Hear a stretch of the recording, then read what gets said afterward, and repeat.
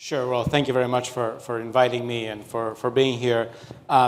So I will go straight to your question, and I maybe will challenge a little bit the premise in terms of how we see Greece. We see ourselves as being on the forefront of the energy transition. Here's what we're looking at. If you go back 20 years, this was a country that relied heavily on lignite. About 60% of our generation was coming from lignite. We are a country that traditionally has not had resource endowments that fit our energy mix. We're not rich in oil or gas, although we're looking for natural gas. So the domestic thing we had was lignite, and we relied on that quite a bit. Since then, we've had a decline of about 91% in our use of lignite. So it went from about 60% to below 6% right now, mostly replaced by renewables, solar and wind. We are actually, in terms of the penetration of solar and wind, 7th in the world when it comes to how much of our electricity comes from solar and wind. We are a country that has historically been a net importer of electricity. Last year, for the first time in 25 years, we became a net exporter of electricity. We used to import about 18% of our demand. Now we're a net exporter with huge implications for our trade balance. In terms of greenhouse gas emissions, we're about 45% down relative to 2005.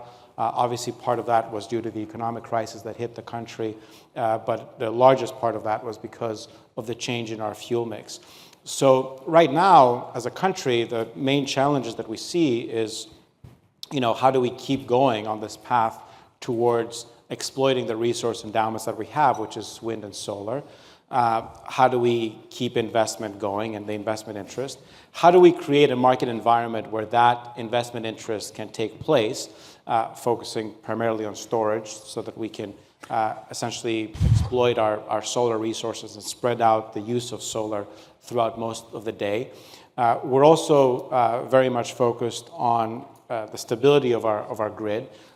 We know that natural gas is going to play a key role in helping us sort of counterbalance renewables, which we also do through trade. We basically, simply put, we export electricity when it's windy, and we import electricity when it's not windy. And so on the Greek side of things, on electricity, we're doing quite well. On the other sectors, like other parts of Europe, we're a little bit slower. And there, I would say the name of the game for us is cost effectiveness.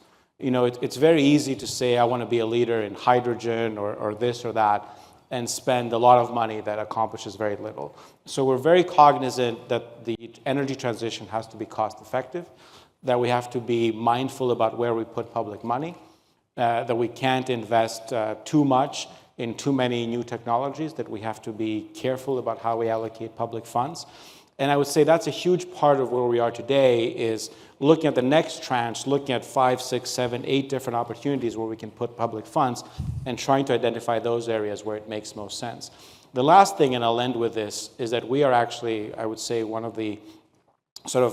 very active in the European discourse about what the Green Deal should look like. We've been one of the countries that has put on the table the question of integration of European markets, and have put it at the top of the agenda. We're one of the voices that talks about the need for technological neutrality and cost effectiveness.